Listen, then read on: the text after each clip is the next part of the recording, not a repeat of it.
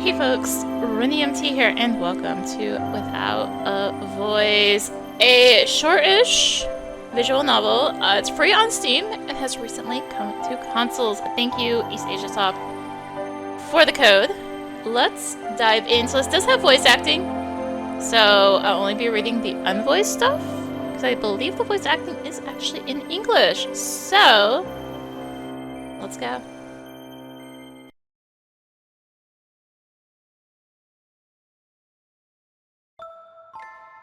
When cold, cruel destiny has thee within her grip, thou may endeavor bravely, dear, to change thy path.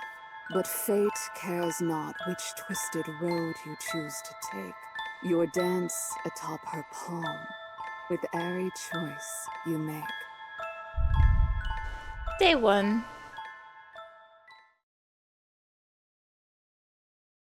It was a morning like any other. The tragedy soon to unfold would affect so few people that time would swiftly forget it.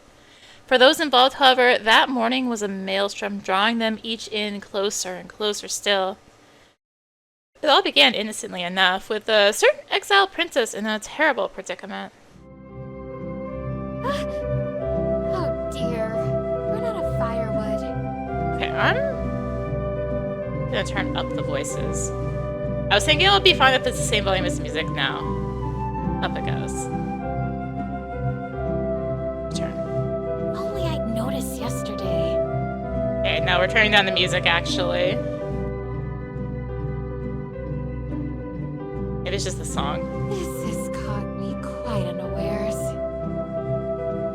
The ex-princess in question was named Cassidy, and she was the eldest child of the kingdom of Veromir. What's that you say? You've never heard of Veromir? One shouldn't be surprised. This all happened long before the universe summoned you into existence. The next shipment isn't due for a little while yet. But I cannot wait. I won't be able to cook or do laundry without a fire. So long had the princess been living in this cottage alone that she'd taken to talking to herself just to feel less lonely. Determined to gather some wood before sundown, Cassidy grabbed a hatchet and some linen and then quitted the place. Once outside, she paused, considering for the umpteenth time whether it would be best for her to lock the door. No one will come in anyway. My brother's agents never enter. No one else travels this deep into the wood. Convincing herself so, Cassidy turned away and headed into the forest to begin her mission. Unfortunately, her determination and willpower were short-lived. As I thought.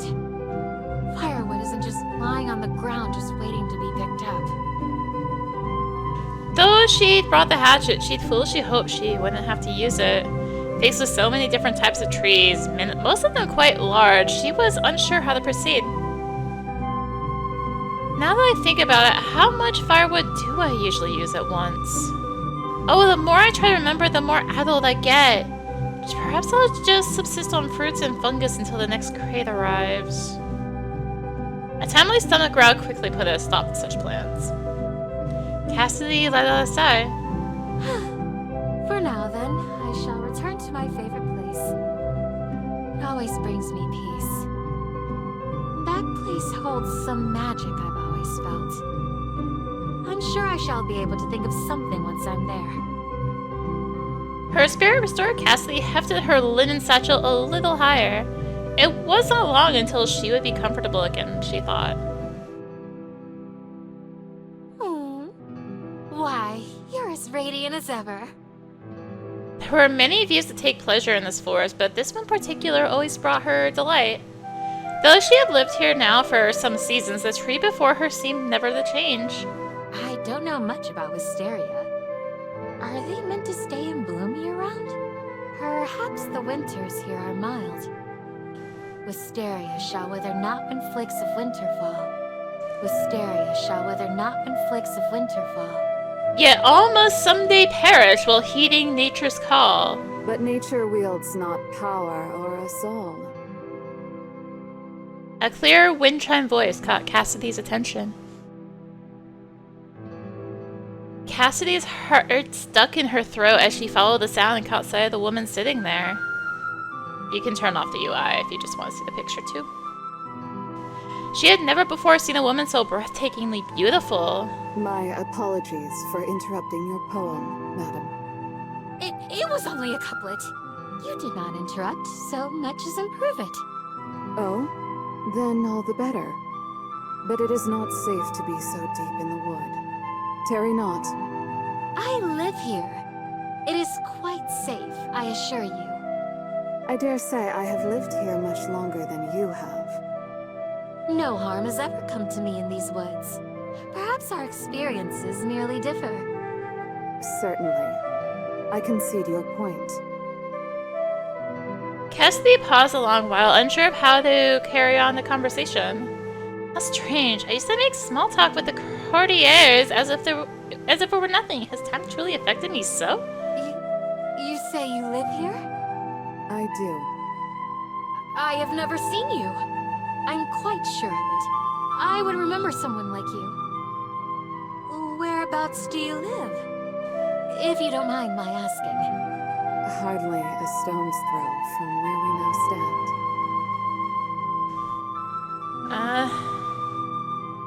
A stone's throw? How can it be? I suppose she does not wish to expose where she lives to another stranger. That is reasonable. She seems to be quite on her guard. I envy your view of this lovely place. Do not envy me. What could that mean? How droll. Oh, where are my manners? My name is Cassidy. I, too, live nearby. You may call me Elowen. Elowen. What a lovely name. Besides, I was already aware that you live nearby. What? How? I have seen you before, albeit from a distance. You come here often. Oh dear. I must have been making a complete fool of myself. I am sorry that you've had to witness that. Cassidy thought back to all the complaining she'd done under this tree, and all the times she'd sullied herself trying to gather fruit. There were many other truly mortifying memories. She stared at the ground in shame. When she looked up, however, Elowen was smiling. Cassidy felt her tension wane. So what brings you back to this place? I wanted to calm myself. Calm yourself? What for? What could possibly cause you distress? With this sour tone, does she think I just daydream and laze about all day? Many things. I'll have you know that at this very minute, I am on a mission that might mean the difference between life and death. Oh, and yet you dally here. What could this mission involve, pray tell? I see my presence is not wanted here. I shall return to my search forthwith. Just as she was about to turn away and leave Elowen and the wisteria tree behind, Cassie heard Elowen laugh softly. It was a bewitching sound. I see I have offended milady. No offense was meant, I can assure. Really? Truly, I would never wish to cause you pain. Tell me of your mission. I have run out of firewood. Upon hearing this, Elowen stood up and dusted herself off. Allow me to be of service. Oh no, I couldn't possibly impose. Please. This tree suffers so much every time you shed your tears in frustration upon it.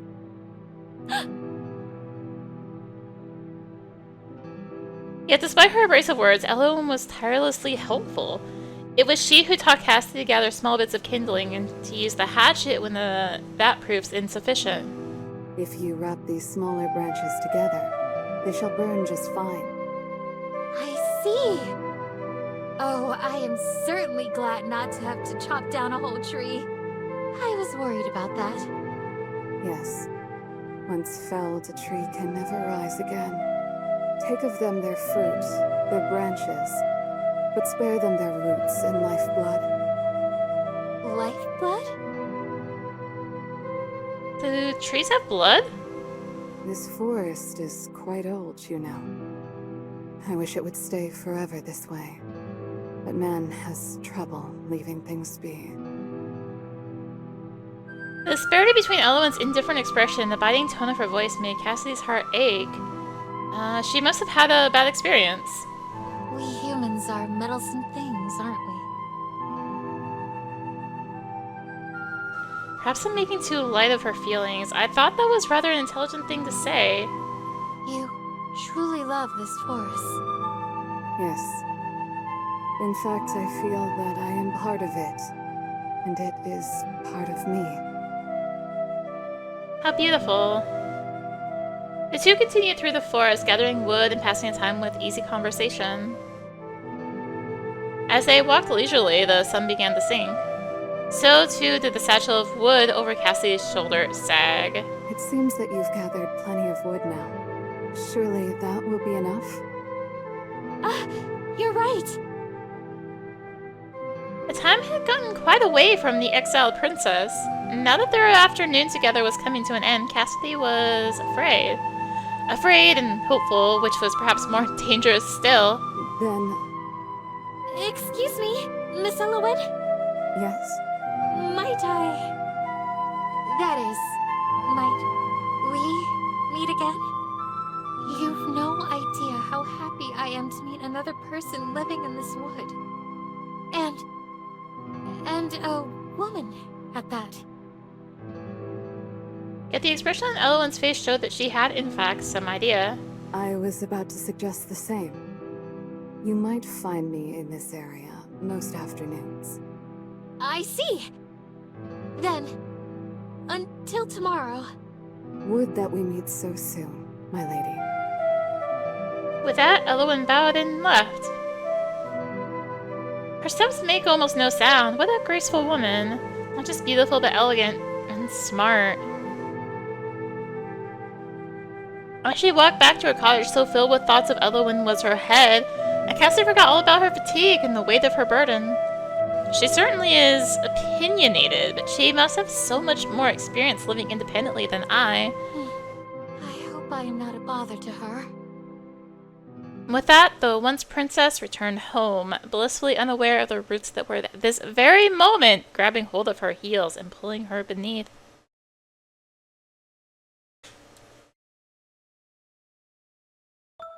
It is said a fool repeats his days, changing not but expecting change. I posit these men are by routine hogtied. They expect not, and are by naught satisfied. D2.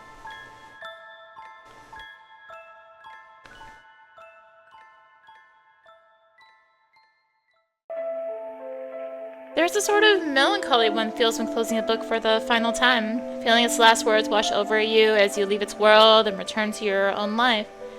It was an ennui that Cassidy had grown used to. In her former life, she had received the best education that money and bribery might buy. Now that bright mind was left to languish, fed by nothing more than a single new book each fortnight. By now, Cassie was in the habit of reading very slowly indeed. She shut her latest tome and placed it upon the table next to her half-written letter to her brother. I never sound quite myself in these letters. How do you write from a distance to one whom you once saw daily? And how do you write anything at all when your life has grown so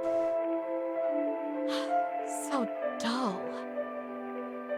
She decided to pen a few more sentences on how moved she felt after reading the book and how profoundly distressed she was by the ending of it. Family is important, but so too is recognizing the value of what you have before it is too late. If only the king had realized what a wonderful daughter he had.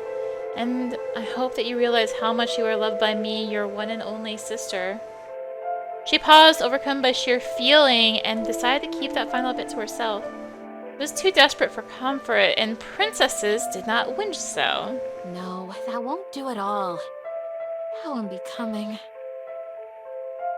With a sigh, Cassie stared at the crackling fire. She had more than enough firewood now to last until her next shipment of it. The sight reminded her of Elowen. I wonder what Elowen is doing at this very moment. She could not fathom the day-to-day life of such a mysterious personage was utterly beyond her imagination. Her curiosity so engaged it was now impossible to ignore. And so the fair Cassidy resolved herself to take a walk and casually seek the other woman out. Perhaps I'll even stumble across where she lives today. Wouldn't it be exciting to surprise her at her home?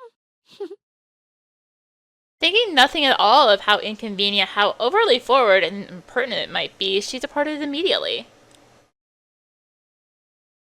Once outside, Cassidy took in a deep lungful of crisp forest air. How lovely it is today.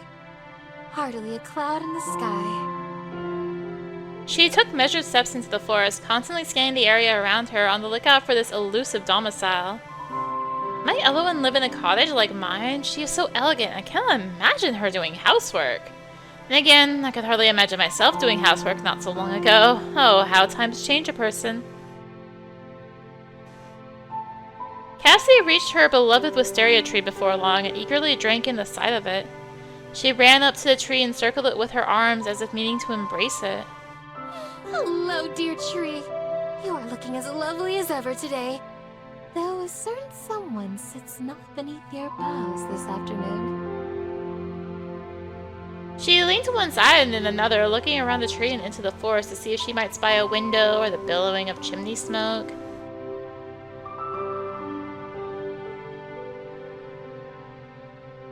So, there it goes. Sadly, she could make out only more trees. I can't suppose that Elowen lives in a tree house, does she? Certainly not.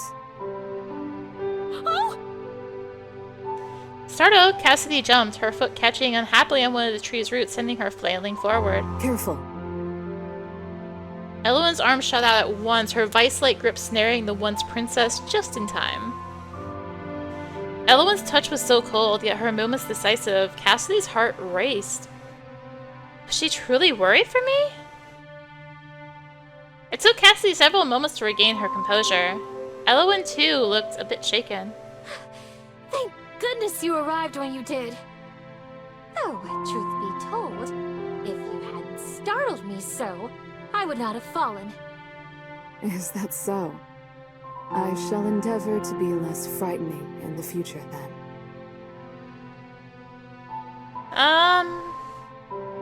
Oh dear, she may have mistaken my meaning. I was only trying to comfort my embarrassment. But perhaps Elowen was joking? On second thought, was that perhaps a joke? You look much better with a smile. As do you. Still, how curious it is for us to be meeting here again. You come here often? I live nearby. What is curious about it? I'm merely saying that it is serendipitous. It must be fate. Fate has nothing to do with it, I assure you. But it's so much more romantic to think of it as fate. I can think of nothing less romantic than fate. Hmm? Perhaps this is something not yet possible for you to understand. Don't speak as though you're much older and wiser than me. Elowen laughed a little. How old are you, anyway? How old do you think? Cassidy stared at Elowen, gazing deeply into her eyes as if she might find the other woman's secrets there. Older than I first thought, perhaps. A wise answer. Elowen tipped her head slightly, the motion seeming to indicate a desire to walk on. Cassidy was only too happy to comply. Together, the two women strolled. Their time together was marked by companionable silence. Cassie, never before a quiet girl, was desperate to fill it, but what conversation might pique Elowen's interest was unclear. She peered shyly at Elowen's face and profile. It's so striking and noble did it seem. She has the air of an aristocrat. What could someone like she be doing living in a forest? And again, am I not in the same position? Perhaps it's something she finds difficult to speak of? An icy gust of wind whistled through the clearing, causing Cassie to shiver and rub her bare arms. The sun will be setting soon, and it will grow colder. Perhaps you should. It was then that the question Cassie had been ruminating on overall... Blah, blah, blah, blah. It was then that the question Cassidy had been ruminating on over all afternoon burst forth. Would you like to come to my cottage? Elowen appeared quite overcome. Is that wise? Whatever do you mean? How can you extend such an invitation to one such as me, whom you hardly know? You are entirely too trusting. I'm surprised at you. Two solitary women ought to stick together out in these wilds. Besides, who else have I to invite?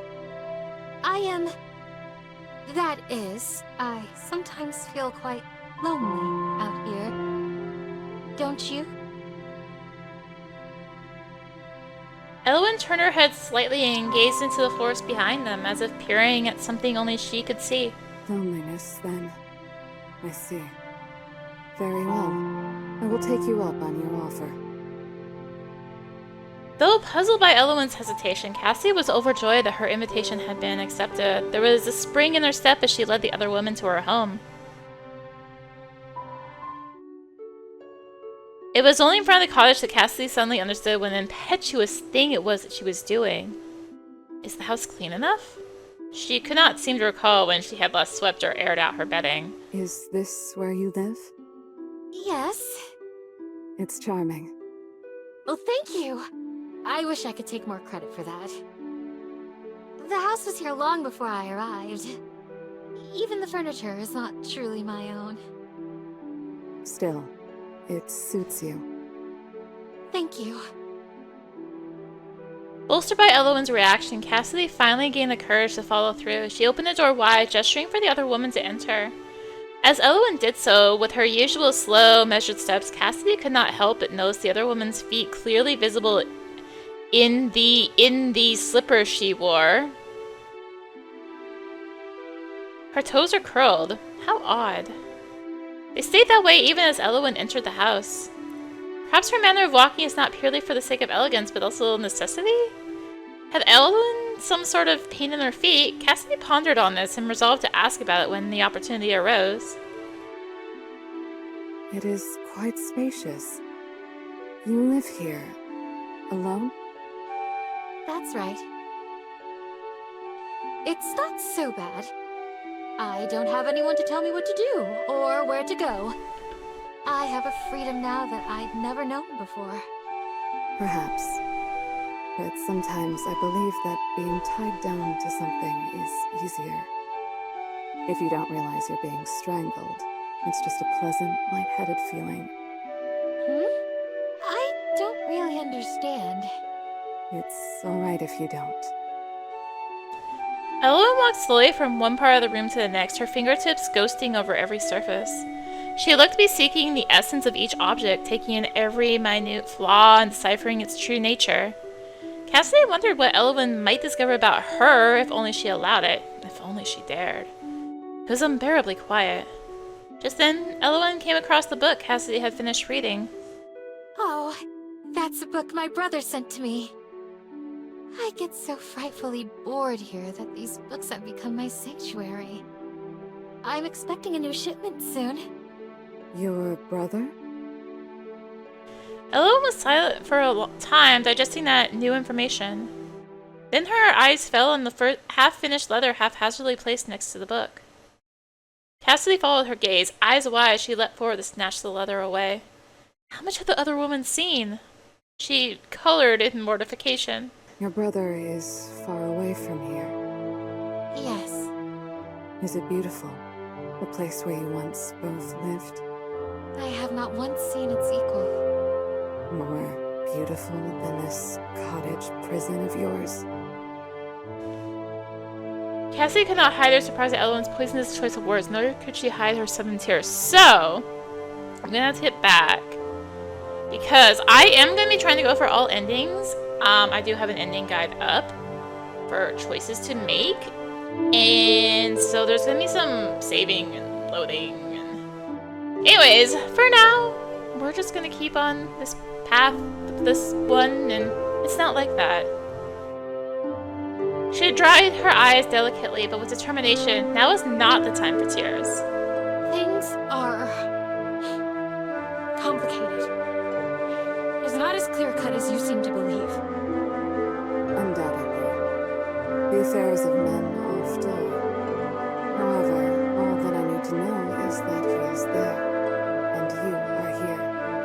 it got really loud again. That he is responsible for that difference can be inferred quite easily. You are a fast reader to be able to jump to such conclusions so swiftly. I am not unhappy here, Elowen. Can you say that, truly? With an unclouded heart? Elwyn peered into Cassidy's eyes, and their gazes held like two magnets, pulling each other in closer and closer still. Yet Cassidy could not do it. She could not look Elwyn in the eye and tell an untruth. Elwyn looked to the window. It has gotten dark. Oh my! How rude of me. I have not offered you tea or any refreshment. Do not trouble yourself on my account. I must away. I did not mean to impose for so long. Oh, you are hardly an imposition. You are kind. And good. Cassidy's face lit up. Kind and good things do not survive long in a world such as ours. And just as quickly as it had come, the sudden rush of delight left her. Bowing her head, the other woman was out the door and gone, leaving hurt and confusion in her wake. When she looked out the window to glimpse the same view that Elwyn had just beheld, what Cassie saw before her was but a bleak uncertainty. Without wisdom or experience, storms shall ill-weathered be.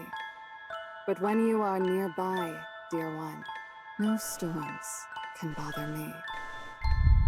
Day 3.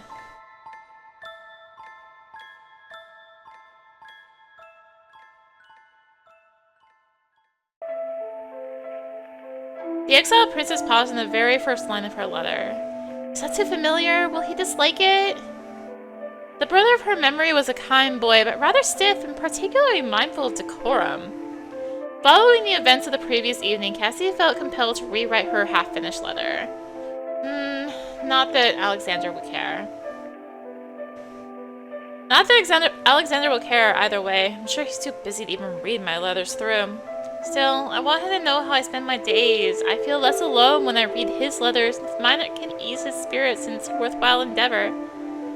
Somehow, after rewriting the letter, Cassie was not confident about its contents. I hope that this letter finds you well, dear brother. My days remain... Really?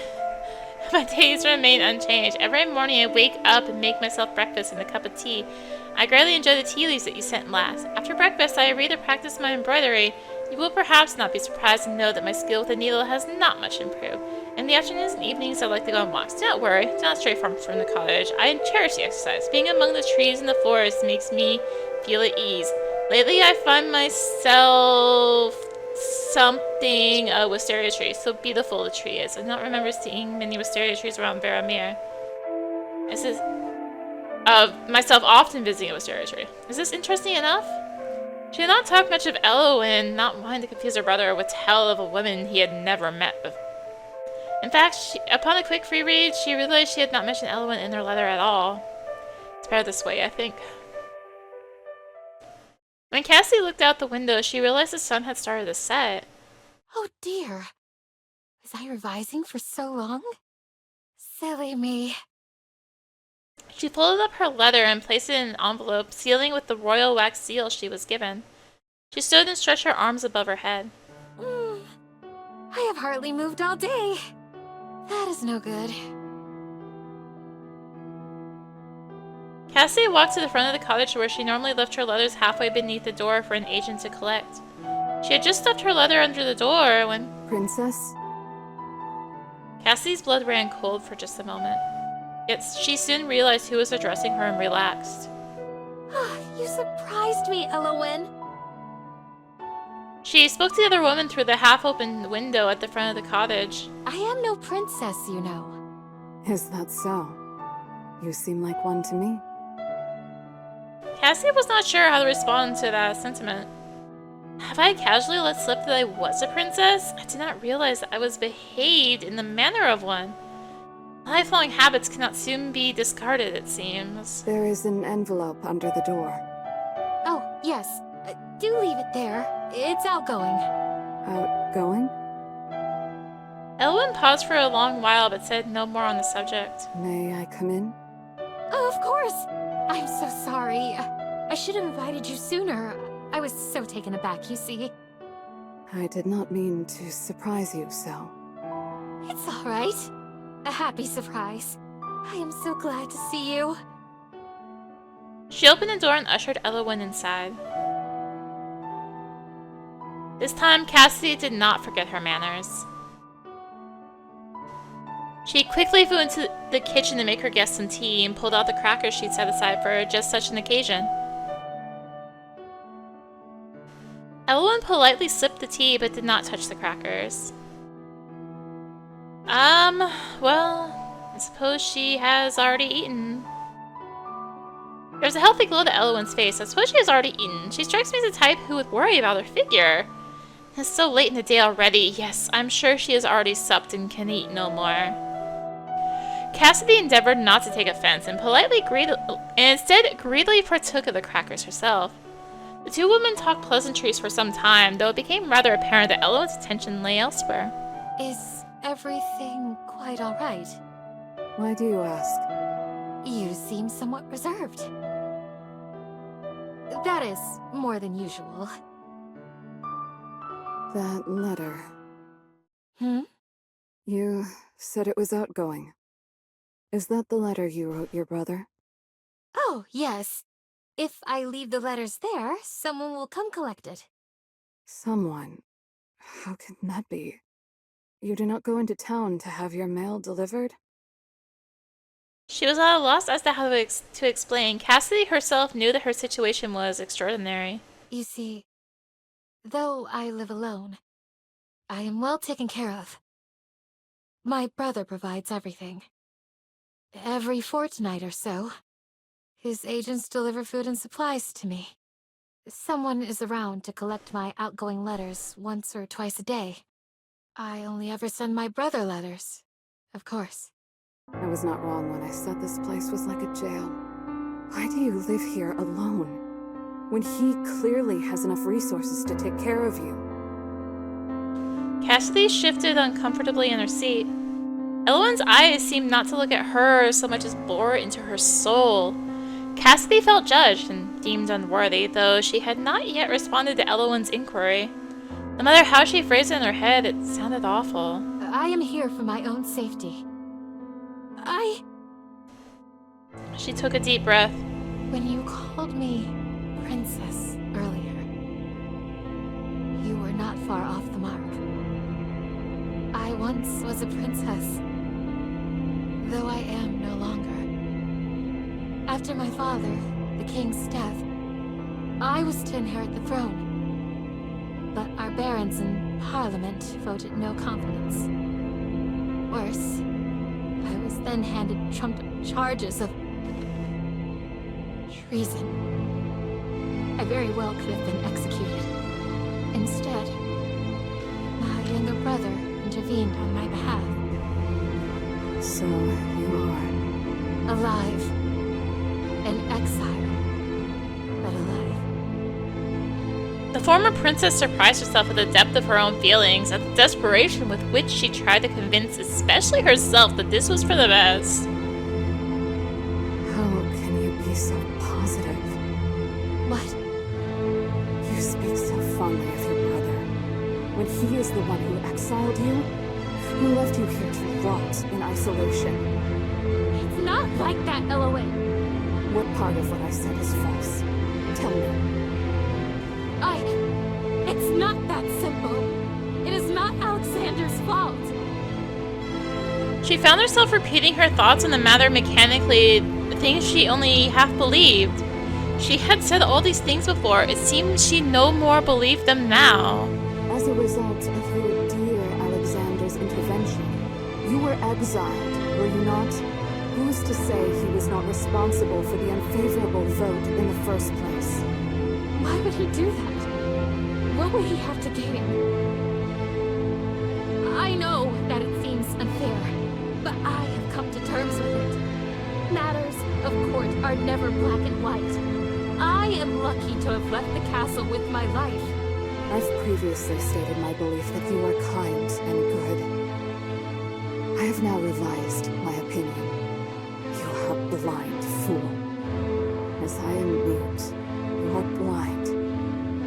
altogether too blind to the selfish ways of the world. What is your meaning? It is nothing. Believe in your brother all you wish, but you cannot deny that there is a truth to what I've said. Elwyn rose from her seat in one swift movement and then headed for the door. Good night, princess. I am princess no longer. Mock me not, I beg you. Just like that, she was gone, disappeared into the dark. Cassie wrapped her arms around her torso, hugging herself for comfort in the wake of Elwyn's sudden indignant anger.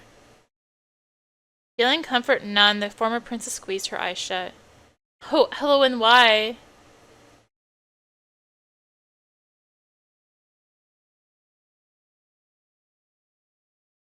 There is a treasure that can't be bought, no matter how long it may be sought. It is something priceless, yet free. I speak, of course, of an apology. Day 4.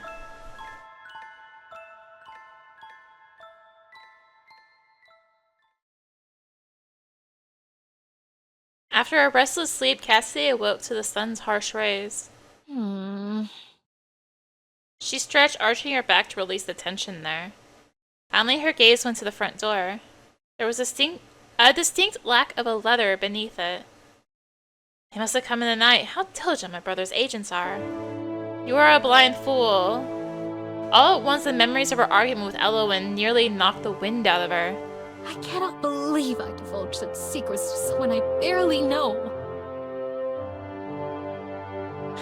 Well, I'm sure Cassie was puzzled both at herself and at Elwyn's odd behavior. I'm sure she had her reasons. Elwyn appeared so upset. I wonder if she experienced something similar. Perhaps my blind optimism reminded her too much of it. I'm sure she is only worried for me. I seem to inspire that breed of pity in others. I can understand that. I'm afraid I often come off as quite helpless. I must ask her about her own life. We know so little about each other. It's no wonder she would react that way. One can only draw conclusions based on what one already knows. Presently, there was a knock at the door. Given how long it had been since her last shipment, as well as the fact that Elwyn was far more likely to announce her presence with her words, Cassie could draw but one conclusion. She waited nearly 10 minutes before opening the door. It was protocol. She knew not who her brother sent, and it was unclear whether they knew whom they were delivering to. The royal family of Varamir had a distinctive look to them. It would not do for too many people to know who she was, or that a former princess dwelled here. When she finally allowed herself to open the door, she found a large wooden crate, not unlike the previous ones. Seen atop the crate's contents was a sealed envelope. Cassidy instantly recognized the severe cursive.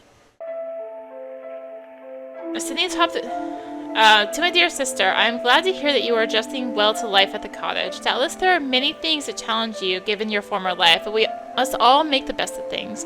I know that you have too much time on your hands, so I have been sure to enclose more books for you to read. You may one day be called upon to marry well for the advantage of king and country. As such, it is of utmost importance that you keep your mind sharp and your hands unidle. The last part seemed to have been written later, as the script looked slightly different. I think of you often. I worry about you more often still. Be safe in the forest and keep to yourself, though I know that is difficult for you. Please await my next letter. I remain your loyal brother. She read over the letter many times, trying her best to glean affection from it. Alexander has always been a little awkward. I'm sure the last bit was added with some reluctance, after one of his advisors chastised him for the content of his letter. She smiled and ran her fingertips along the part that read, I think of you often. But didn't you remember the sentence about marriage? How thoughtful. I'm sure that Alexander does not wish me to live the rest of my life here. How thoughtful of him to find some way for me to escape exile. Even if it is through a political marriage, I must say I'm not very excited at the prospect. The letter did not raise her spirits as much as letters from Alexander usually did. The implication of it weighed on her. Of course I must be useful to the kingdom somehow. Why else would I be alive if I can be of use, even as a disgraced princess? Cassie sighed. She could not finish that thought. All of a sudden, Cassie wanted nothing but to see Elowen again. I will seek her out. I must. The other woman's presence would certainly be a salve for her current mood. That was her reasoning, and she swiftly acted upon it. Cassie set the crate away inside the cottage and then set out. After a long, fruitless walk about the forest, she arrived in front of the wisteria tree. Elowen. Princess? I am no longer a princess. Just because you no longer live in a castle does not mean that you are no longer a princess. Cassie was reminded of the word marriage once again. Elowen was right. She was still considered a princess insofar as a princess could be useful. A long silence passed between them. Both were conscious, no doubt, of the argument that had transpired between them, an argument they had not yet resolved. I am sorry. Elowen's eyes widened almost imperceptibly, but Cassidy, staring into the other woman's face as she was, took note. I should not have burdened you with my circumstances to begin with. But you were only worried for me. I should have been more sensitive in my explanation. No. Hmm? Cassidy was struck by the sight of Elowen's soft smile as she laughed. The former princess's heart fluttered, and her brother's letter was promptly forgotten. It is nothing. It would seem that I, too, am quite the fool. The air thusly clear, the two women were able to enjoy the rest of their day together. They whiled the time away in companionable satisfaction.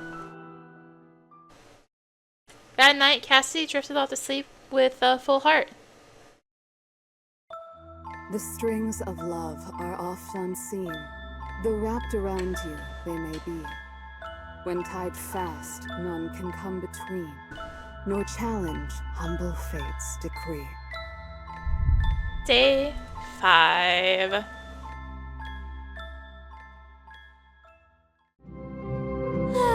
How beautiful it is today. Indeed. Elowen had surprised Cassidy early that morning, arriving at her front door without warning. Though Elowen didn't even knock, silly creature. Wonder if she would have left if I hadn't seen her and opened the door. The thought bothered her almost as much as the notion that Elowen might not yearn for Cassidy's company the way Cassidy did for hers. After some time spent lingering, both paralyzed by indecision, they decided to go on a leisurely nature walk. For the next few hours, they strolled through the forest together, stopping here and there to pick berries or mushrooms. That one is poisonous. Do not touch it. Right. Cassidy drew her hand back in mortified alarm. It would not do for your lovely skin to be marred by poisonous spores. Cassie hazarded a glance at the other woman's face, but Elowen looked as unflappable as ever. Poisonous? How do you know so much? You know so much about the flora and fauna here. However did you learn it all? I have lived here many years. In that time, I have witnessed many interesting things. I have learned much, letting the people who pass through educate me. However, it's been a solitary life. I have seen much, but experienced little. Elowen. I have long felt like someone on the outside, looking in on a world I could never touch. There was a melancholy in Elowen's countenance that Cassidy had not yet seen, nor even thought the woman was capable of. The Elowen she knew was dignified, taking such charge of her emotions that none ever showed. I have not known her long, of course. Perhaps that was merely how she comports herself around those of little acquaintance. What made you decide to reach out to me? Reach out? That is... She thought back to their first meeting, the way her own heart had leapt at the sight of Elowen. And Elowen had known all about her, had apparently been watching her for some time. You didn't have to be sitting under the tree that day. You could have continued watching me from afar. But you found me. You spoke to me. And I'm so glad she did, but I fear she might call me silly if I say such a thing. I thought you delicately beautiful. The matter-of-fact way that Elowen said this struck Cassidy. She was flattered, of course, yet part of her was also worried. Beauty was not something lasting. It would be a shaky foundation for any relationship. If it had been a courtier complimenting her beauty, Cassidy might have taken it better. But this was Elowen, a woman of whom she was becoming increasingly fond. Thought? That's past tense, is it not? What do you think of me now? I still think you exceedingly beautiful. But dainty and delicate you are not. You are far from being the poised princess I took you for. Cassidy winced and her mouth formed a little pout as she turned her eyes to the ground. As I thought, it is to be expected that someone so graceful as Elowen would, of course, find me lacking. You are not what I expected, but I believe that might be for the better. Slowly, Cassidy tilted her face up, her eyes growing large with disbelief. For the better? You are always exceeding my expectations. I wonder if the other people I allowed to come and go would have as well, had I let them so near. Well, it may be selfish of me, but I'm truly happy you let the others go. I'm glad that I'm the only person you allowed close. I'm sorry, that makes me sound so ugly. No uglier than I. Suddenly in Cassidy's eyes, Elowen looked so very haggard. She peered through the polished veneer and saw a woman who was tired and hungry. Are you alright? In a blink, Elowen appeared to be the same as always. I am fine. Even so, Cassidy could not shake the feeling that something was off. Are you quite sure? You seem tired. Elowen was silent for a long while. Yes. Perhaps. Perhaps I am tired. Forgive me. I am not used to the midday sun. It occurred to Cassie that she had never seen Elowen in the morning before. Could she be something of a night owl? I hadn't supposed it. And here I invited her to walk with me underneath the full blaze of the sun. How thoughtless I am. Elowen, Yes? why don't you stay with me at my cottage tonight? What? Well, I am worried about you. And it can't be easy, being a woman and living alone. She knew this best of all. I would be much more at ease if you would come with me tonight. Let us break bread together and while away the night in comfort. She was not expecting Elowen to accept. Not Elowen, who had reacted so strongly to an invitation merely a few days earlier. And yet... All right. Really? Would it be better if I returned to my home? No. I was just worried that you would not accept. I realize that's not very dainty to be so forward. At this, Elowen finally smiled. Cassie's heart felt akin to an acrobat at the sight, doing backflips and pirouettes in joy. It would be my honor to accompany you. It may do us both some good. As ever, Cassie was far too excited to hear the latter. Looking forward to a night with her new favorite person, she had already changed course and started along the path home.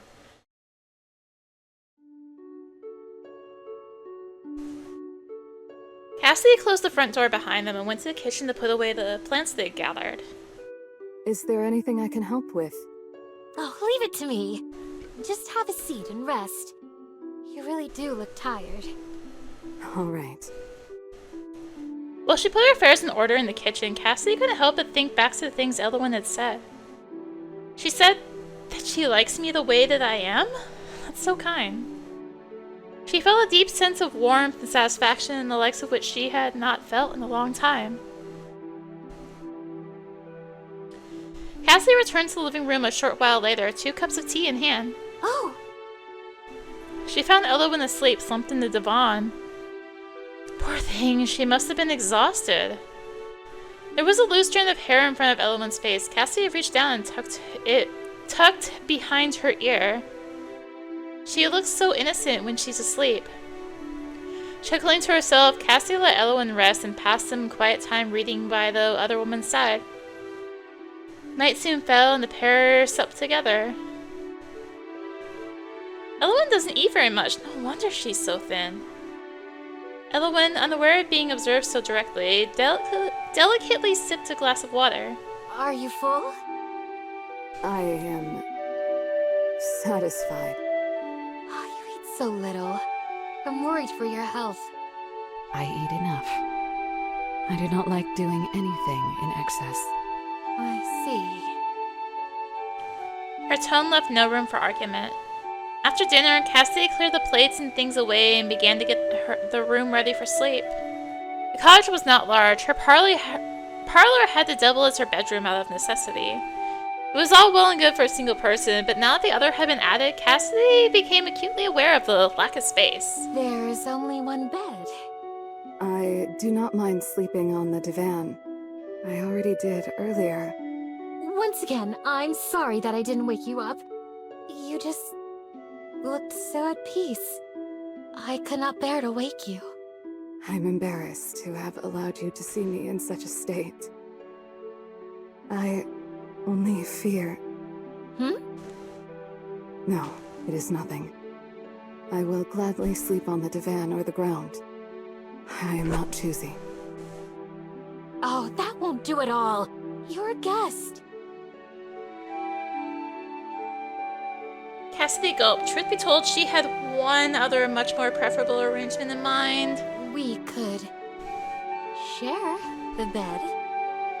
There's room enough for 2. I notice you do not offer to sleep on the divan. Struck by her own lack of graciousness, Cassidy bit her lip, cowed into silence. I am only teasing. If you do not mind being so snug, I will be happy to share the space with you. Nothing would please me more than to be close to you. I mean... Yes! Wonderful! I shall fetch another pillow then. She flew out of the room to retrieve a spare pillow from the closet, face burning with embarrassment. Do you have enough space? You're not too cramped. Our little special background. I am fine. Truth be told, I do not mind the proximity. There was a faraway look in Elowen's eyes. I've been alone for so long. Until you came. How did you come to live here in the forest? Where is your family?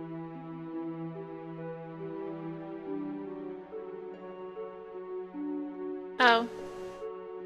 Perhaps she cannot say. Perhaps it's not that she does not wish to tell me, but that she cannot. She might have some circumstances that prevent her from speaking on the subject. Was it impertinent of me to bring it up? I'm sorry. Is it difficult for you to tell me? It is a trying subject. I'm not quite sure where to begin. She took a deep breath. I have lived here all my life. Once I was not alone, but... Elowen paused and sighed. You remember the wisteria tree? Of course! That's my favorite place in the entire forest. Have you noticed that there are no other wisteria trees around it? Now that you mention it... She had never thought about it, but as Cassie searched her memory, she realized that Elowen was correct. You're right. I wonder why that is. There is an even older wisteria tree deep in the forest. But now those are the only two left, and they are so far from each other. So it is with me. Cassie found her choice of words puzzling, but nodded. I once had siblings. They have long since departed, so I don't really have family here anymore. Others have come and gone, as I said, but I could not relate to them. I watched them from afar without entering their lives, and did not mourn them when they left mine. And so, the years went by. You'll never be alone again. Elowen's eyes widened. Cassie thought she might start crying, but she only smiled sadly. I see. Cassidy snuggled just a little bit closer to the other woman, as if to show meaning through action where words might fail. And so they passed the night together in pleasant company and warm conversation. When the sunshine blazes down, I soon begin to wish for rain. But when you've gone away, my dear, I soon long for the sun again. Day 6.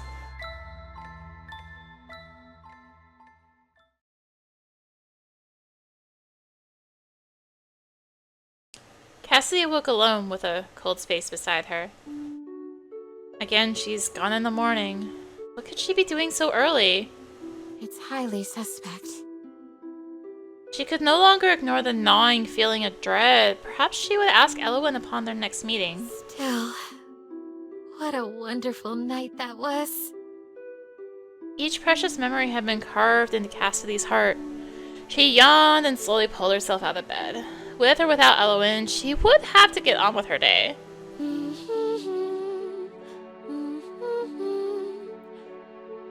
Cassie hummed a little tune to herself as she cleaned up and prepared breakfast. Sitting down at the table with her bread and morning tea, she glanced at her stationery set left by the vase. A lot has happened. Perhaps I should write Alexandra a letter. So we are going to drop another save here. I have to go back again, of course, because it won't let me pull up that menu on with the choice thing up. But no, we won't write a letter. She shook her head. That can wait. I'm more worried about what Elowen is up to now. Though always lonesome before, the former princess's life now felt so much emptier without Elowen's presence. Though she could be accustomed to such solitude, she could barely concentrate on her usual chores. To think that a few days could change a person so. In a lull in her activities, Cassia's gaze went to the window. Deep in the forest, her beloved wisteria tree stood. She could see it so clear in her mind's eye. I wonder if she is there. I wonder if she is there now. Somewhere in the forest. She passed the rest of the day peacefully, but with a sense of unease.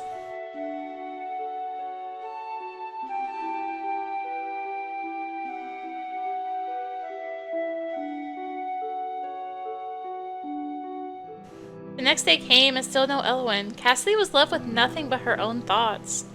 And thinking of Elowen perturbed Cassidy greatly. In the last several days, the woman had embedded herself into Cassidy's life like a thorn. I never expected to become close to another person again. She thought about Elowen and the things the other woman had said, the hours spent together that were so few but felt an impossible eternity. I never did ask her about her feet. Why are her toes always curled? Despite how she looks, she must be much older than me. She has a proper way of speaking, and always says she's lived in the forest a long time.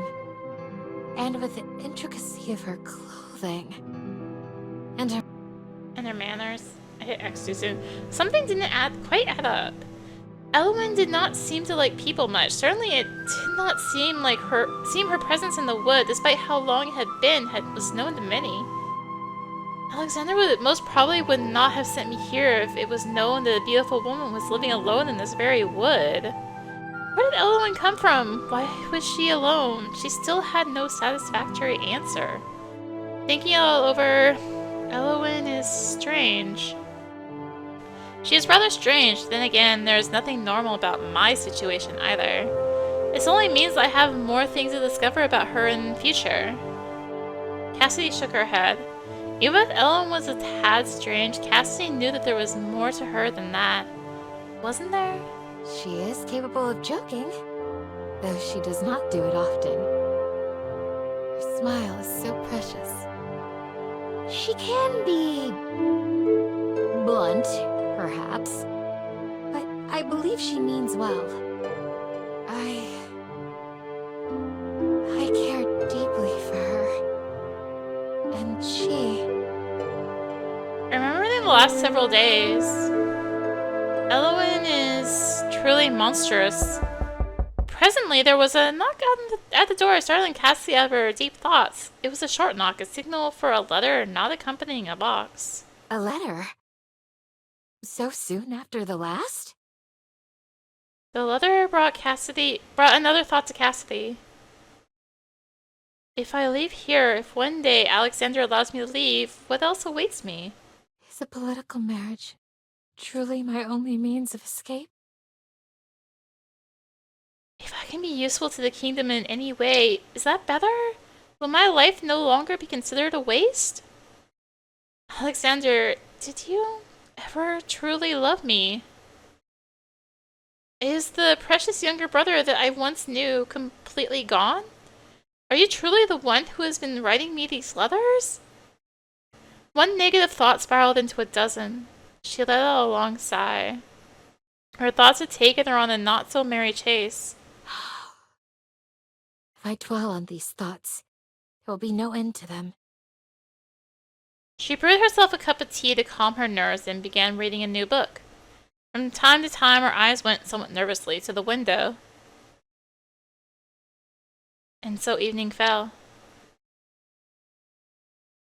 While Cassie sat on the divan contemplating whether or not she wished to go on a walk, the door to the cottage burst open. There was a monstrous-looking creature in her doorway. It breathed deep, ragged breaths. You must leave this place.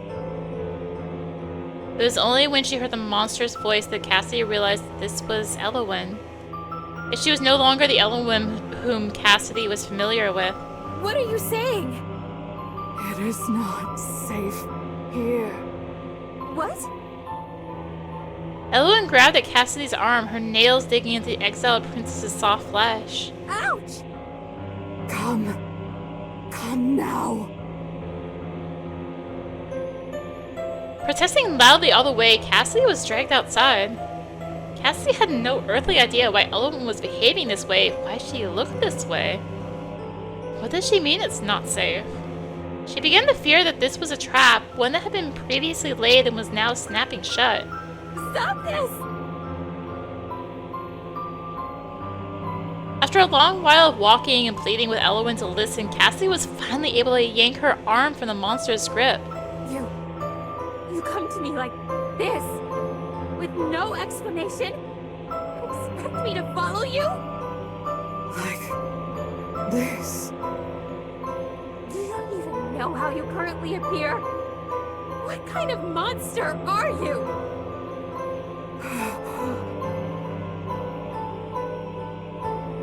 Elowen froze in place. For several seconds, she did not move. Finally, she slowly brought her hands up to her face. She appeared to be looking at them for the first time. So you find me disgusting, do you? Monstrous. Cassie quickly regretted her rash words. I should not have said it like that. It was not very regal of me. Perhaps there is an explanation for all of this. Yet when her gaze drifted to Elowen's countenance, she could feel nothing but revulsion. Their eyes met. Cassidy recoiled in disgust. Suddenly, Elowen began to shake. She thought the monster might be crying, but...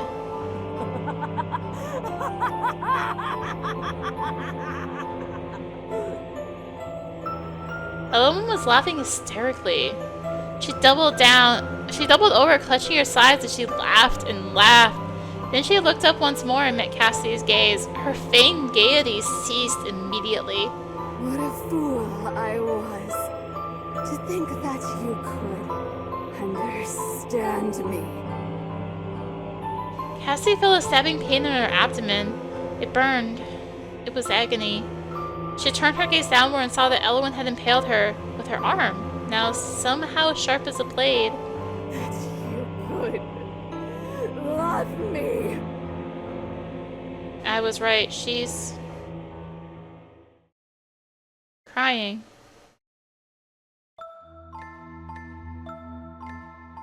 Cassie's heart still beat for a short while after that. She was dimly aware of something clawing, rummaging through her entrails. She was dimly aware of the sound of something eating. Where is her heart? She said I must devour it to be free. I beg you, Mother! Release me!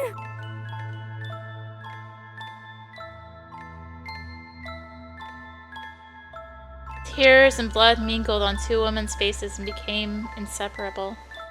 And then there was no one there but the monster and the corpse upon which it fed. Monster, monster, where dost thou roam? Hast thou a heart? Hast thou a home? Human, thou art monster true. So criticize me not. I will chew thy dainty bones and leave thy flesh to rot. Dining as lovers do. And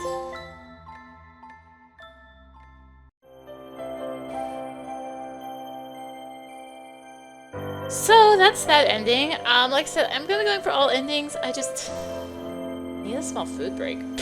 After that lovely scene, I need a small food break. Also,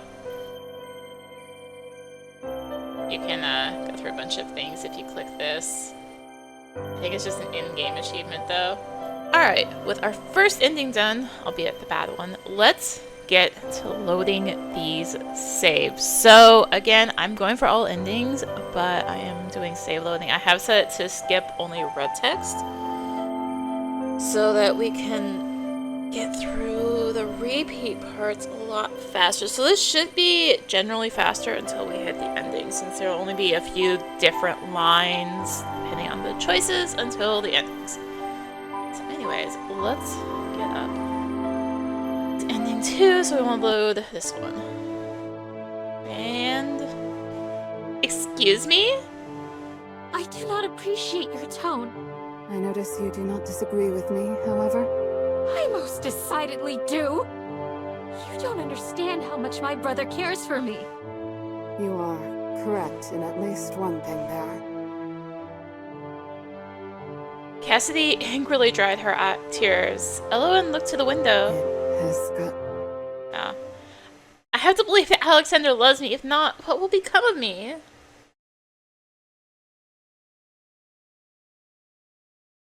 No storms. And, alright. Not that Alexander would care. Oh, that was... Cassidy finished the letter without much of a fuss. She wrote briefly of Elowen, a passerby, helping her find firewood. Oh, this is a different one. Letter finds you well.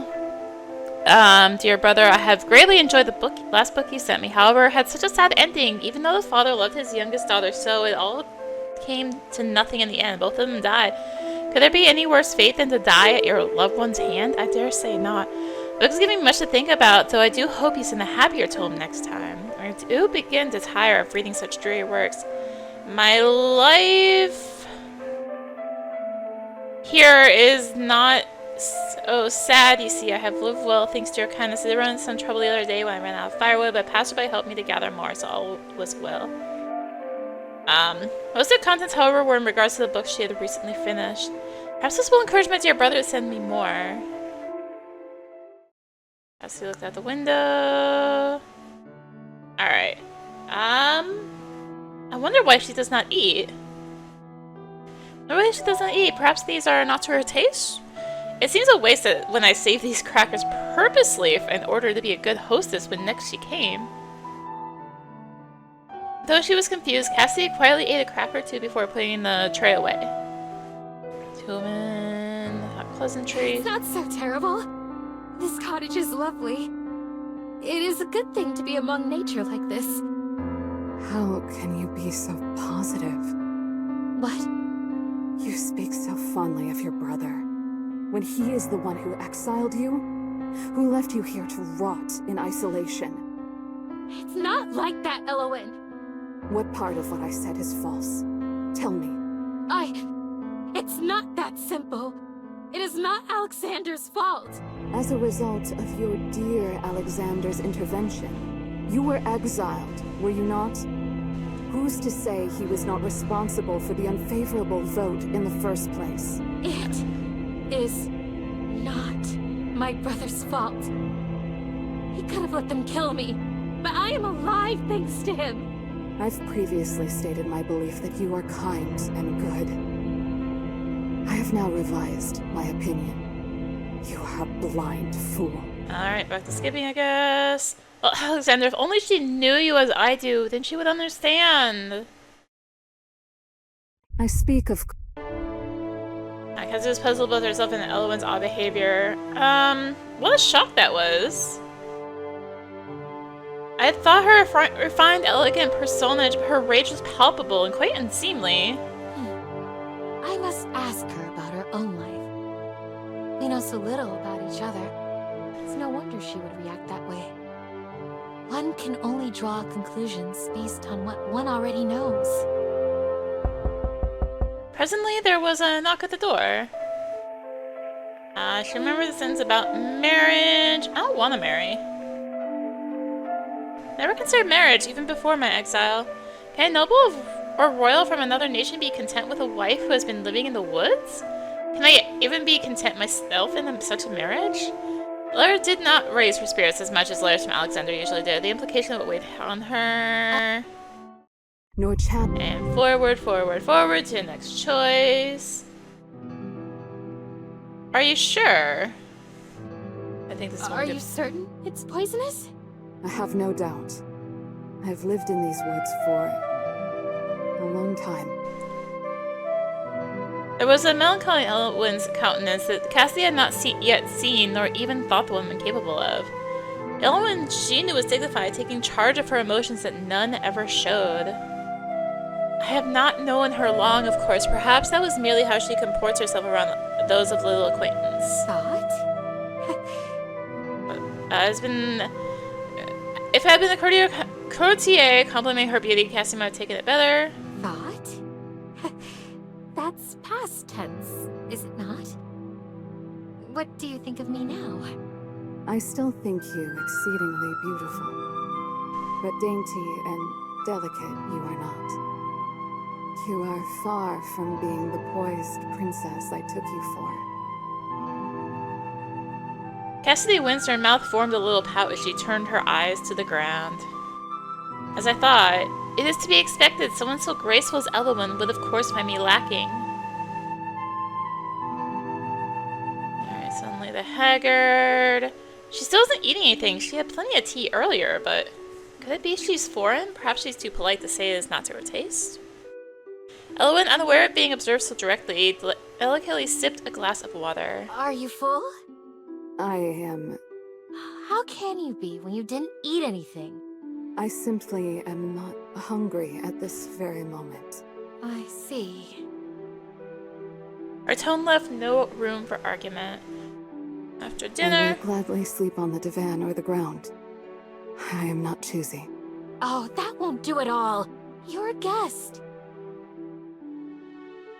Cassidy gulped. Truth be told, she had one other, much more preferable arrangement in mind. Why the hesitation? It's a simple question, is it not? Why does she have trouble talking about it? Though I suppose my own situation was not so simple to speak of. Has your family gone away? Elowen, with her mouth in a grim, straight line, stared at Cassidy. It is a trying subject. I'm not quite sure where to begin. She took a deep I've breath. lived here all my life. this all? Okay, so I'll repeat at that point. Should I write Alexandra a letter? No. Took her head. Elwyn is... Wonder if she's there. I wonder if she is there now. And the oddest of all... I still have never seen her eat. Thinking all over, Elwyn is strange. Remember the last several days... ... Cassidy's gaze fell upon her latest letter draft to Alexander sitting upon the table. She had started it the night before, after a date spent all alone. Her thoughts naturally drifted to her brother. If I leave here, if one day Alexander allows me to leave, what else awaits me? Is a political marriage truly my only means of escape? If I can be useful to the kingdom in any way, is that better? Will my life no longer be considered a waste? Alexander... And we're going to pull up the right menu and drop another save here. So we're going to another split. I will trust in you and wait. She knew the truth perhaps, yet she was afraid to accept it. Without her love for her brother, her loyalty to her kingdom, she was nothing. Alexander, I trust that you will do what's best for me and for Veromir. I will await your decision. She could not think of Elwyn, however, without feeling a twinge of guilt. She let a long sigh. Her thoughts had taken her on a not-so-merry chase. If I dwell on these thoughts, there will be no end to them. She brewed herself a cup of tea to calm her nerves and began reading a new book. From time to time, her eyes went, somewhat nervously, to the window. And so evening fell. Cassie considered going for a walk, but decided against it. Her foray into her own thoughts had left a shiver running down her spine. Perhaps Elwyn needed some time to herself. Perhaps I ought to take some as well. And so she resolved not to seek the other woman out this day. Let's see. Maybe I'll have some tea. She turned and was about to head into the kitchen when the front door slammed open. The exiled princess whirled around in alarm. Before her was... Elwyn? Cassidy. It was the first time Elwyn had said her name. Normally Cassidy would be overjoyed to hear it upon Elwyn's lips, yet the Elwyn before her now can only be described as a monster. What has happened to you? Elwyn turned and caught a glimpse of her own reflection in the window. That is not important. You must away. It's not safe. What? Horrified both by the implications and by Elwyn's appearance, she took a few steps backward. Cassidy, are you hearing what I say? You must leave here immediately. With me, I will keep you safe. You? Keep me safe? She retreated further. Looking like that? No, what am I saying? I've angered her. She's angry. Cassidy turned and ran the last few steps into the kitchen. Elwyn was fast on her heels, but Cassidy knew her own house well. There had to be something she could use as a weapon. Something to defend herself with. Cassidy! The former princess's hand closed around the handle of a knife which she brandished in front of her. Don't come any closer, or I'll... But Elwyn's momentum could not be stopped. She rushed forward. There was a dreadful sound, and then the shock of the situation overpowered her consciousness, and Cassidy knew no more.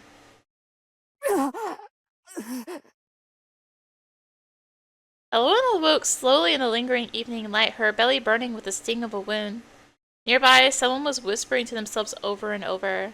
Not just a harlot, but a murderess. Not just a harlot, but a murderess. There was a strange human just outside the kitchen window. Where? It was then that Elwyn finally noticed Cassidy, lying in a heap on the floor, 3 arrows protruding from her back.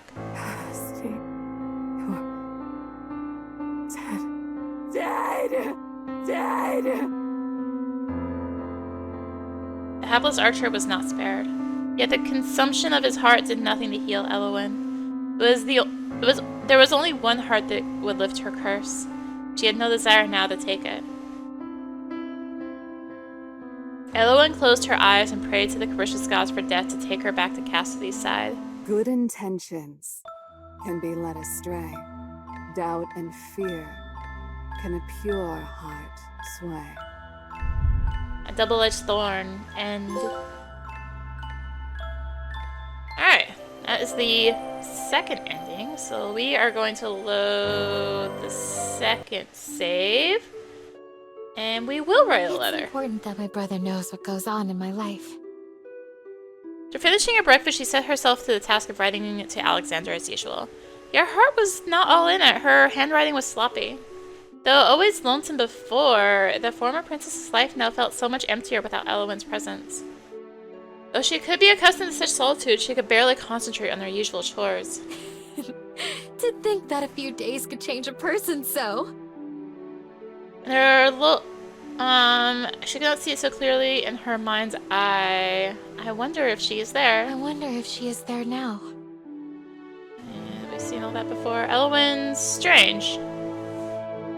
And we are going to press the wrong button to save the game again.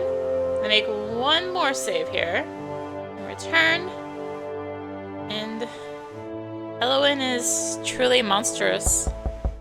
Presently, there was a knock at the door, startling Cassidy out of her deep thoughts. It was a sharp knock, a signal for a letter, not accompanying a box. I did send him a letter yesterday, but it is not possible for him to have read it and replied already, right? The letter brought another thought to Cassidy. If I leave here, if one day Alexander allows me to leave, what else awaits me? Is a political marriage? I will trust in you and wait. She knew the truth, perhaps, yet she was afraid to accept it.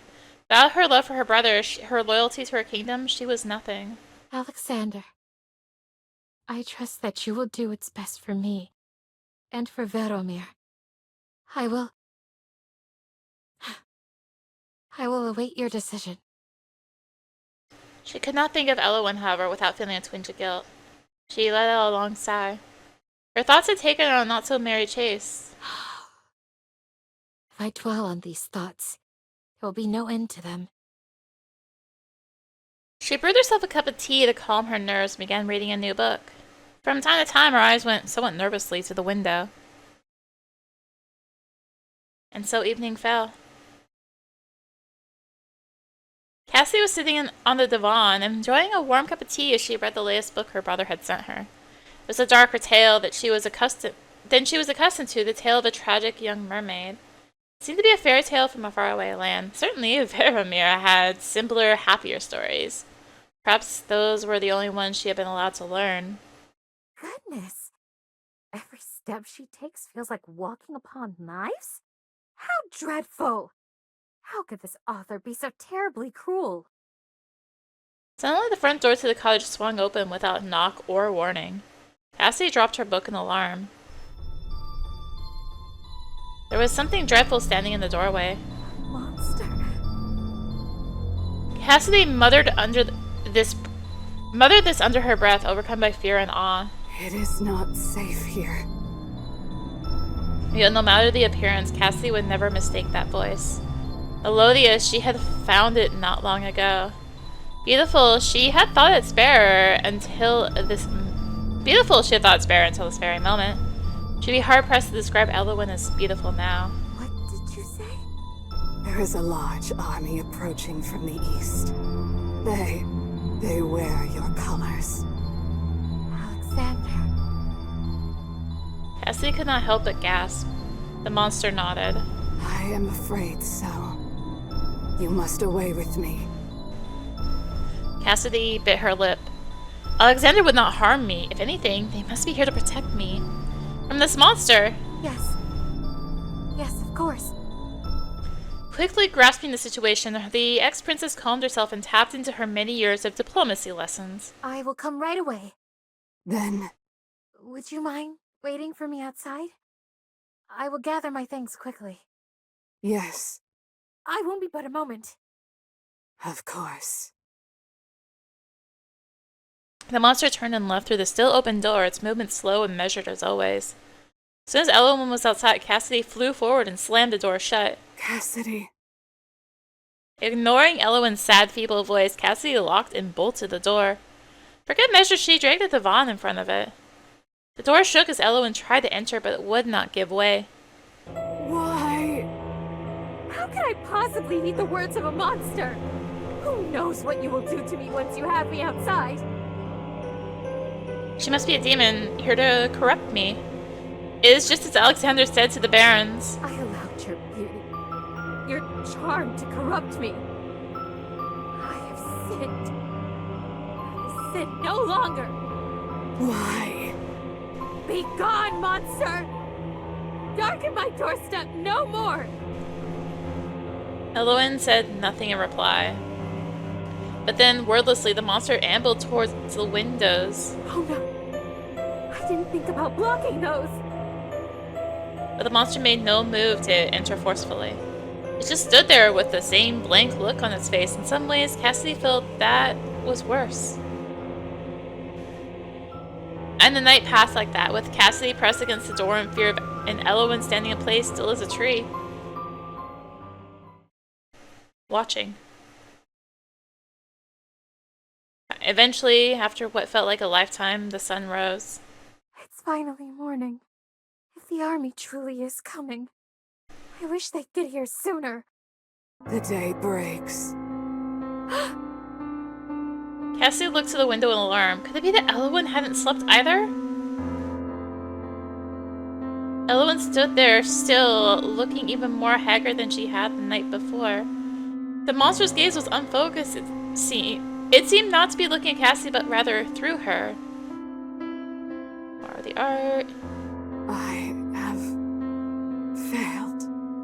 I could not understand the most important thing. I could not convey my love without a voice. And so, this wisteria must wither in the harsh light of seventh day past. Before Cassidy's eyes, Elowen crumbled into wilted wisteria petals and dust. The monster, the woman, was no more. Deep in the wood, a wisteria tree once adored by a maiden withered and died away as well. When bargain is struck, its terms must be met, else take on your fate, and more suffering beget. Ash to ash, end. Alright, the next one is a quickie. Let's load that most recent save, and Elowen cares for me. Alexander, I will trust in you and wait. And skip all this again. Cassie was sitting at the divan, a warm cup of tea in hand as she reread Alexander's letter. His letters always gave her some comfort. Cassidy. Cassidy froze. Could it be? She looked up to see who had addressed her. Elowen. There is a large army approaching. They are very nearly here. An army? Cassidy giggled, shaking off her nervousness. There must be a training exercise. Or a war in a neighboring country. They wear your colors. Did your brother mention nothing in his letters? No. Nothing. But there's nothing to fear. If they wear my kingdom's colors, as you say, surely they are here to aid me. Fully armed? Yes! My brother loves me, you see! Cassidy's voice shook as she desperately tried to convince both Elowen and herself. She was worthy of love, of her brother's love. You will not come with me? It was a question phrased as an absolute. Elowen already knew the answer. I have no reason to. I have everything I need, right here. And then she heard it.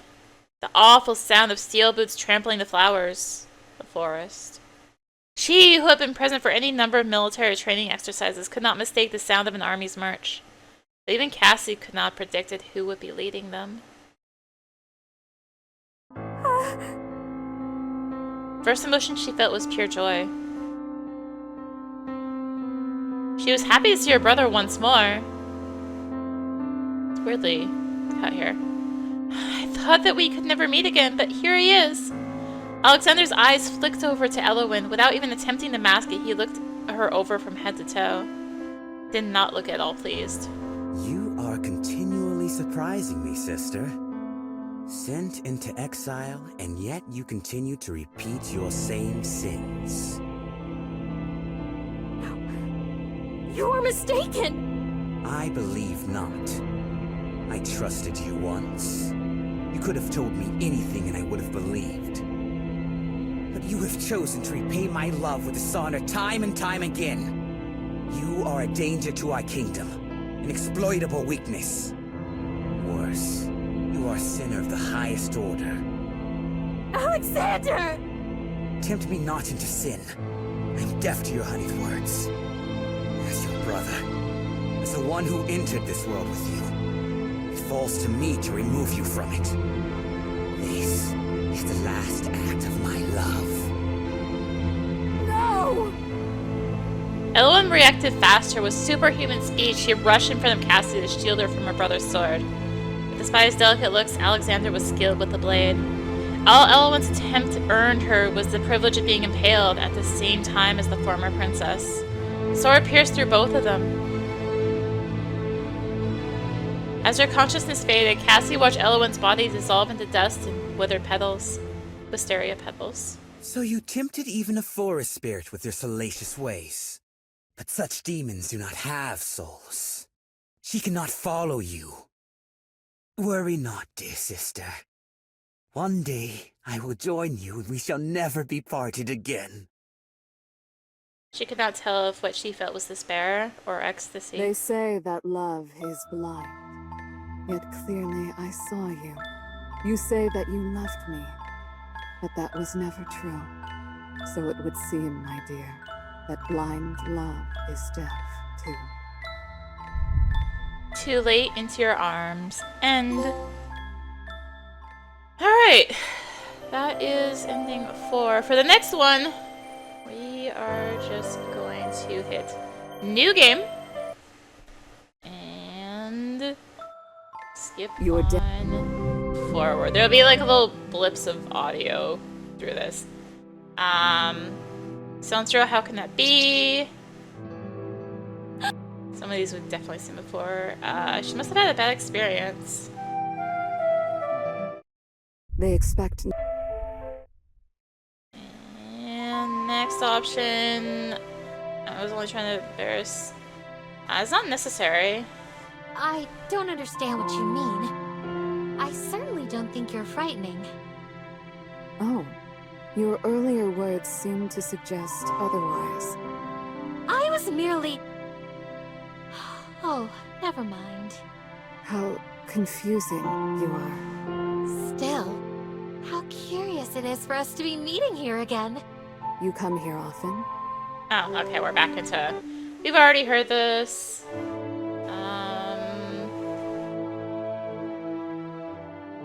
She got hired to surprise Elowen's poisonous chose. Excuse me? I do not... No, I've seen still. both of those. I want Alexander to see me at my best. No one should disappoint him or bore him with minutiae. My original draft.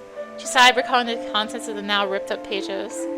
I pined far too much. I would never whine, of course. My words were drawing near that. If only... She was afraid to admit, even to herself, how much she missed her brother. With flowing eloquence, Cassie composed her letter, sure to show her brother all the difference he was owed.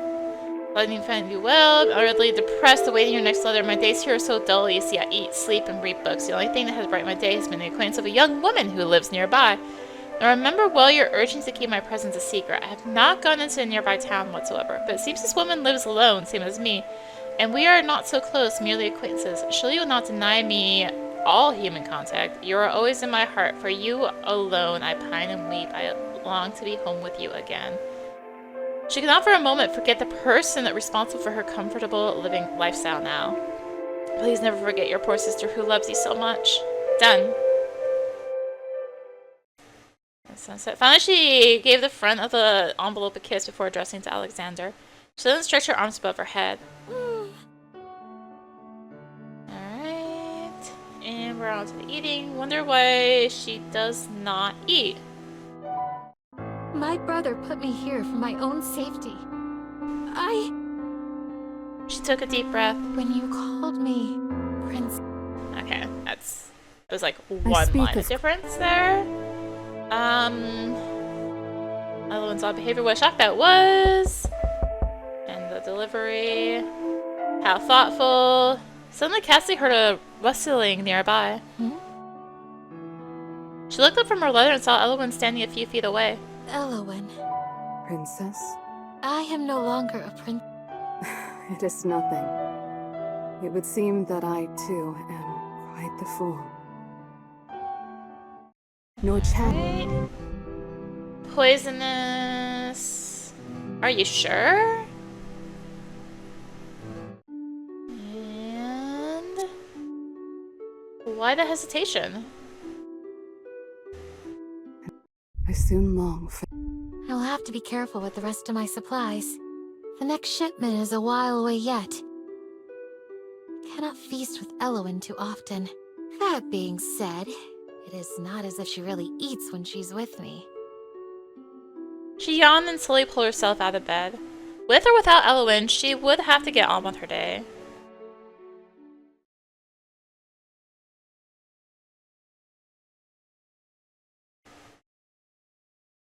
When evening fell, Cassie decided to go on a walk.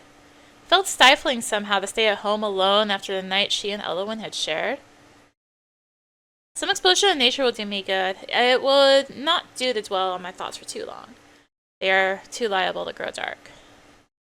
Of course, part of her held out hope that she'd run into Elowen again. Cassidy shut the door on her cottage and stepped out into the forest. It would be nice to show Alexander this view. Then again, there's no reason why he would come here, is there? At least now I have Elowen's company to look forward to. Suddenly, Cassidy felt a sharp pain in her back. What? Then she felt her body start to crumple. Strange. Why can I not remain standing? As she fell to the ground, she craned her neck just enough to see the arrow protruding from her back.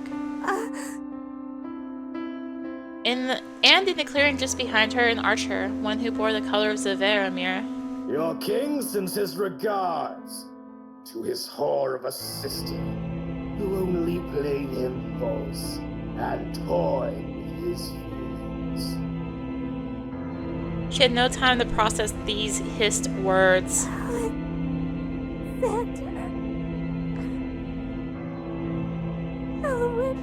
A sister loved her brother, but there were flowers she loved more. Her brother loved the notion of her, but he was jealous to his core. The shadow's grasp. End. Alright.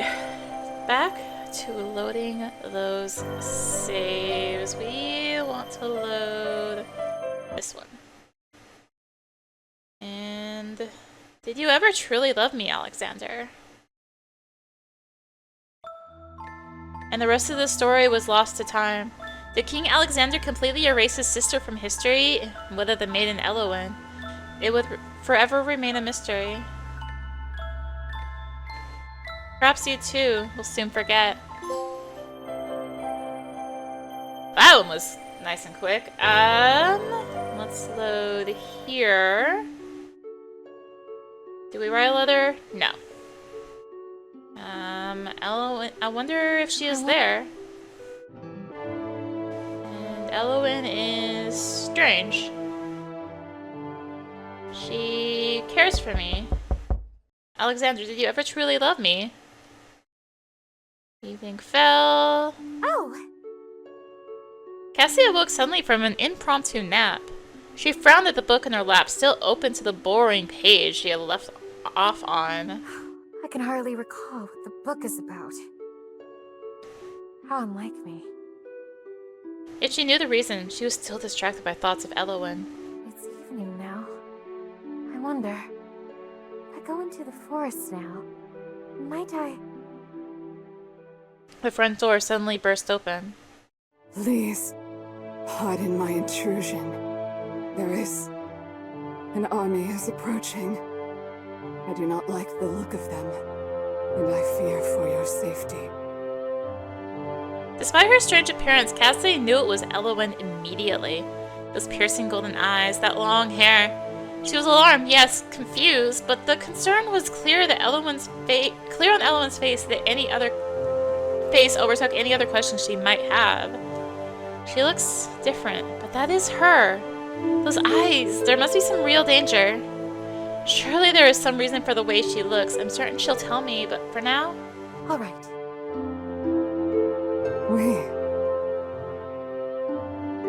Alright, what should we do? Yes. You are with me. Are you not? You believe what I say? I do. I trust you wholeheartedly. Why is this sound so loud? Oh, whatever. It's fine. Do you?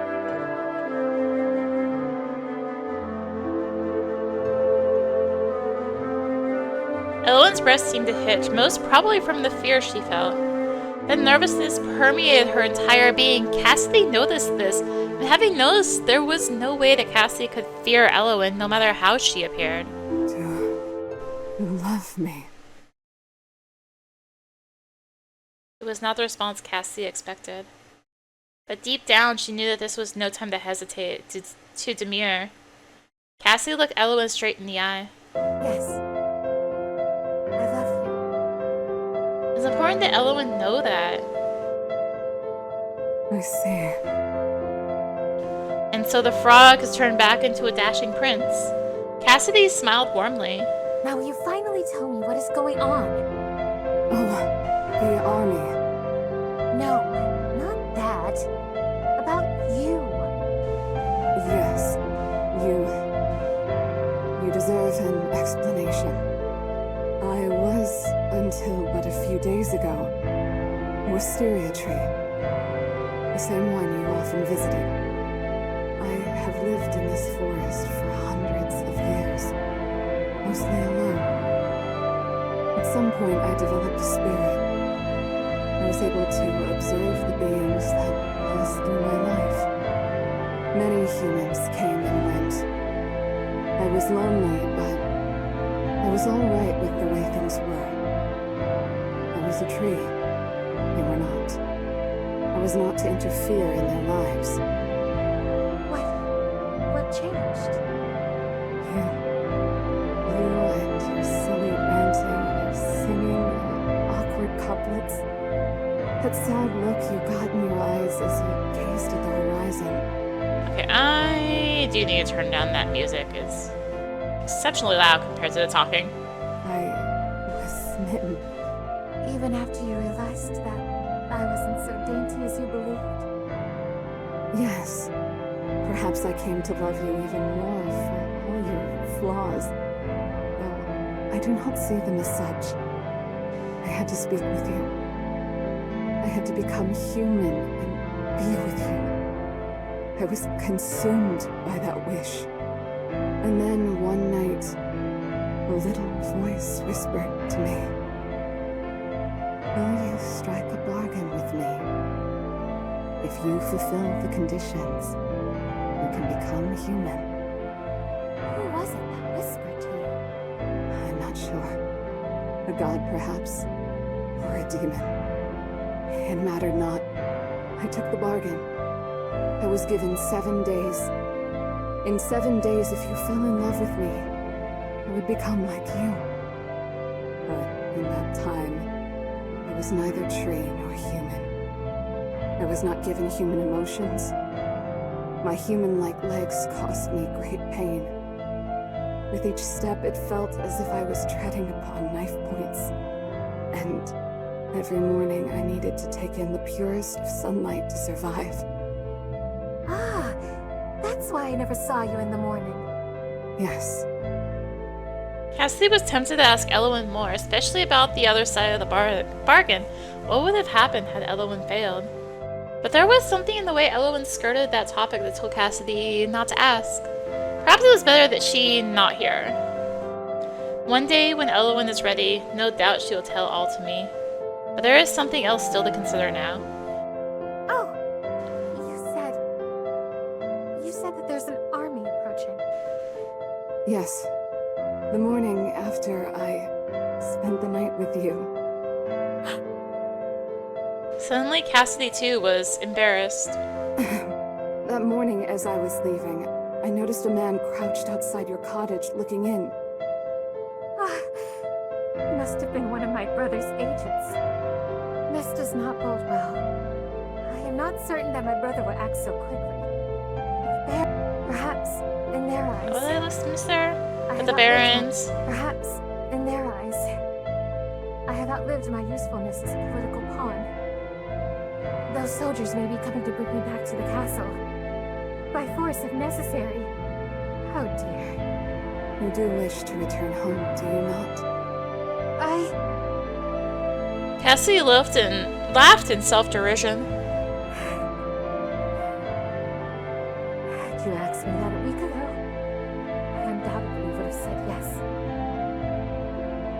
However, I cannot return to Veromir. There is no Elowen there. Alexander would never allow you to come. We will never meet again. Cassidy. It was not the first time Elowen had said her name. It was the first time Elowen had said her name. Cassidy did not let that escape her notice. I will not go, Elowen. I do not want to be without you. Elowen nodded. All right. There is only one thing we can do. She explained her plan to Cassidy, who accepted it, with a few adjustments. Soldiers arrived the next day to a frightful scene. In front of the house, Cassidy laid sprawled on the ground. There was blood everywhere, a knife protruding from her abdomen. A group of soldiers inspected the body, leaning in for a closer look. What is the meaning of this? The princess is dead. No doubt oft by the lover we heard about. The harlot deserved no better. Still, I do not envy the man who tells King Alexander the news. They proceeded to argue over whether or not to bury the body, but ultimately deciding it was well above any of their pay grades. Once their investigation was complete, they left the place. Cassie inhaled the biggest gulp of air in her life.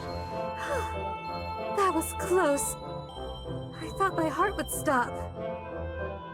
She heard Elowen laugh from nearby. It's not funny. I never dreamed they would get so close. Still, it's good that they did. Now there can be no doubt in their minds that you were deceased. The only question is, what shall we do if they come back? That is precisely why I must now enact phase 2 of my plan. Your plan? Come now, let's not split hairs. Phase 2 is entirely my idea. I turned down the music and it's still overpowering the voices. Of course, as I have not heard of it. Phase 2? We go on a trip! A trip? Yes! You have never been anywhere but this forest, correct? Well, that is true. Wouldn't you like to see the world with me? And once we've had our fill, we can return here. I'm sure after enough time has gone by, they will be fully convinced of my death. There will be no reason for my brother's agents to return, and we can live here in peace. Yes. Yes. I must say that sounds absolutely lovely. Cassie took Elowen's hand in hers. Elowen, you know, all my life, I only did as my parents wanted. And as Alexander wanted. I had resolved myself to being trapped forever. Yet now I am able to do as I wish. It is all thanks to you. You are mistaken. If not for you, I would still be a tree. It is I who must thank you.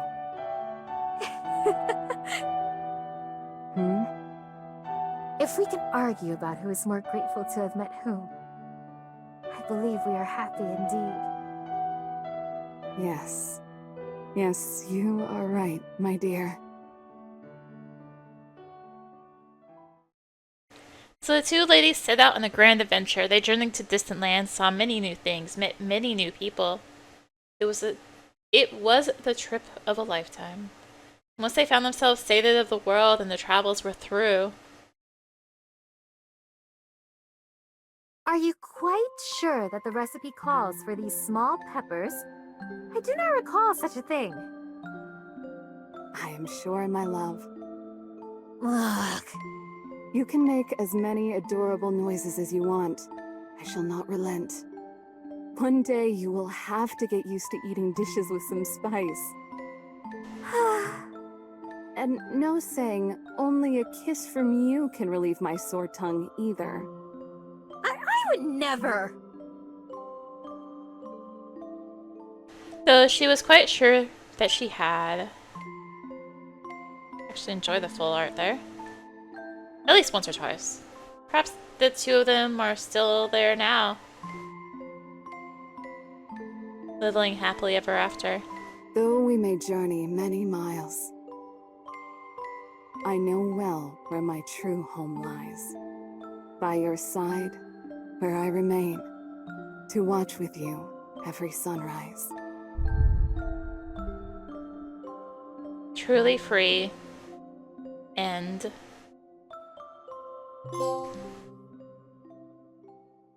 the pepper. Alright, so let's load that save again, except this time we will write the letter, and then say everything else we did last time. Strange, she cares for me. How long must I stay here? In the forest? Will I forever be here, atoning for my mistakes?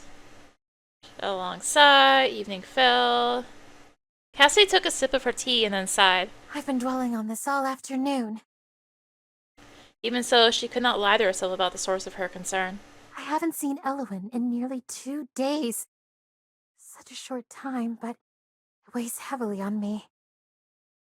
She looked out the window to the forest. Perhaps Elowen was somewhere out there. Just as Cassie was about to act on impulse and seek the other woman out, the front door to the cottage slammed open. I apologize if I have caused you alarm, but I have urgent news. The vague notions that Cassie had been supposing about Elowen's true nature paled in comparison to the real thing. Here was either a monster or a demon, of that Cassie was certain. Yet despite the fact that such a realization should inspire nothing but fear and disgust, Cassidy felt neither. For, more importantly, the woman standing before her now was undoubtedly Elowen. What news have you? Her voice did not quiver. There is a large army approaching. I believe they have made camp for the night near here. And I fear they mean you harm. An army? What color were their banners? Red and gold. They must be from Veromir. Do not worry. My people would never hurt me. Elowen shook her head. I overheard them talking. They certainly mean to do something terrible. Elowen looked sincere. She was truly worried. Even so, could it truly be? What reason would the army have to be here? I know that you are loath to trust in a monster such as I. No. No? I'm sorry. That isn't it. And there we have it. Would the true monster ever refer to themselves as one? Cassie decided in her heart then and there that Elowen was to be trusted. Even so, there was a contradiction here that bothered her. I believe you. Truly. Even though I look like this? Yes. I trust you, even so. However, the situation bothers me. I believe you, but I can't believe that the army of my own kingdom will wish me ill. For if they are here, it must surely be because my brother, the king, sent them. And for Alexander to betray me, I simply cannot believe it. In her heart, he was always her beloved brother. Your brother is the one who put you here. Do not forget.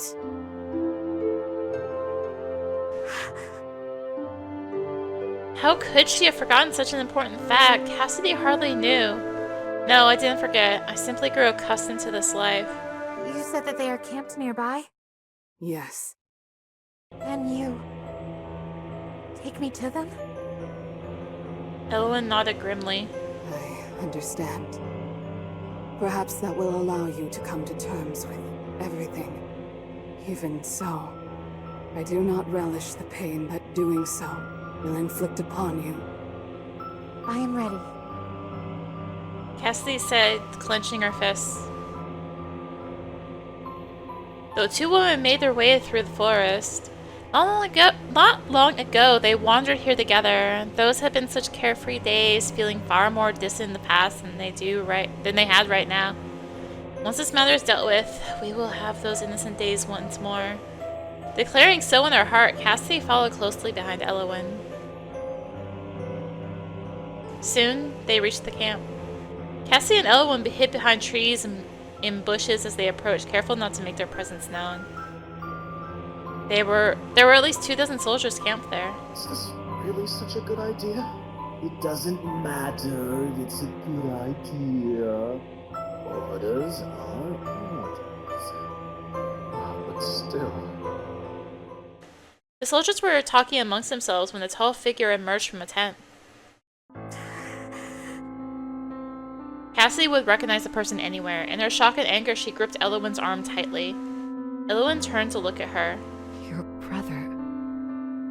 She mouthed the words. Cassidy nodded. I understand that it may not seem chivalric to some of you. Worry not. I shall be the one to dispatch my sister. It is my duty. And make no mistake, this is for the good of the kingdom. It will silence the opposition amongst the barons and eliminate our kingdom's one exploitable witness. It may be difficult, but it is the right thing to do. Alexander spoke the words in a calm, cool tone. Dispatch. Eliminate. They were such harsh words that they stuck in Cassidy's mind. So Alexander came himself, and not to visit, not for my benefit, not even to help me. He came to... Cassidy was overcome by a feeling she had never before felt in her life. Rage. It was an indignant rage, an all-consuming, angry sort of despair. Once she had loved him. This was her twin brother, one whom she'd entered the world with. She would have given him anything, except her life. Cassidy gripped tighter onto Eowyn's arm. The other woman began to change. Her appearance softened, became more and more human. Whatever essence was tainting her seemed to be draining away. And instead, the same essence. So, this was also an option. Eowyn muttered to herself so softly that the exiled princess did not hear. Then she spoke louder. Cassidy, Yes? shall I help you wreak your vengeance? Can you? Yes, but you must stay with me. Damned as we may become. I would gladly walk through the flames of hell at your side. Revenge or no? It was all Eowyn needed to hear, a declaration of love in its own right. She allowed her essence to flow freely now into Cassidy. The pair began to change form, growing more monstrous, more powerful. The soldiers did not stand a chance against their combined might. Do you wish to kill him yourself, dear heart? It is, perhaps, your duty. On either side of them lay mounds of corpses, but in front of lay the greatest prize, King Alexander himself. No. It's all right, Eowyn. Alexander in his terror could not utter a single sound. I am better than him. never come here again. As of today, you no longer have a sister, and I no longer have a brother. And so the king returned broken and stumbling to his kingdom. He would never forget, though none believed him. Even on his deathbed, he continued babbling of beautiful demons. As for Cassie and Elowen, Goodness. I have no idea how your hair gets so tangled. It is the wind, my love. trying to let it scroll. Is that so? We shall have to teach it a lesson. Demons though we may be, I do not believe we can do anything to the wind. Not with that attitude, dear one. Decades passed, yet the two of them remained unchanged. It was a freedom, a power that Cassidy had never known. Every day was more. There was more to discover, more delights to find. Most of all, the pair enjoyed learning more about each other. Cassidy, What is it? to you, I love you. how do you know I was asking that? Perhaps I was about to ask what you wish to do tomorrow. You most certainly were not. Now it stopped moving. That dress reminds me of Reen from FF14. It's all right. I'll tell you as many times as you'd like. Elowen settled into peaceful happiness, leaning against her beloved. She was utterly secure of Cassidy's feelings, but never tired of hearing about them. And even now, without a doubt, those two are still there. Living happily ever after. United in love, sharing their hate. These demons live on, laughing at fate. Together we are eternal. End. So that is every ending, but is that every ending? Okay. Now let's go to awards, and there's this little extra button here on this awards page. So let's click it. Through leaf, electric. The wind that rustled through leaf, verdant and decayed like a song, distant whisper. Through her limbs echoed their mother's voice, the spirit of the woods. Electric in pathways, through bough, through twig, thickened veins of nutrients she sang to them, of worlds beyond their dreams. Excuse me, the children poisoned of her flesh, dreamed and listened, and forgot. When they saw the world by their own eyes, they forgot and wished for what she could not give them. Foolish children of her fear and scorn, root-bound children, heads full of sap, wanting for that other world, to pull root from earth and walk upon it, wishing and no longer listening. And so she let them go, and as they went they perished, bare roots shriveled, and she wept. But as they vanished, stronger she grew. Fragments of her flesh returned to the earth, returned to her blood, electric. She let them go, and they returned in splinters and tatters, and she thrived. Leaves whistling, song a distant whisper, new breezes blew. Ears half dead, the children listened. Song no longer like their mother's voice. A twisted tune, a sick melody, drifting aimless, yet a message, sweet suggestion, temptation to a foreign world, and an offer. Words that they heard from song, words that they wanted to hear, bet and bargain in their hopes soaring, children of her flesh. Yet never would they hear the truth, never would they hear the warning of rot from the very roots that birthed them, and nor would she.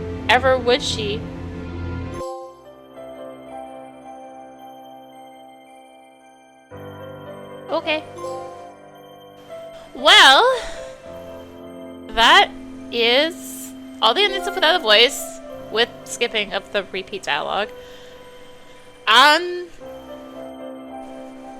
Yeah. Thank you for watching. Thank you, eastasiasoft, for the code. If you enjoyed the video, consider tossing a like, comment, subscribe, maybe click the bell for notifications. Also be sure to check out the description below Various links, social media, Discord, come hang out. Get notifications there as well. And until next time, this is rinimt signing out. Bye!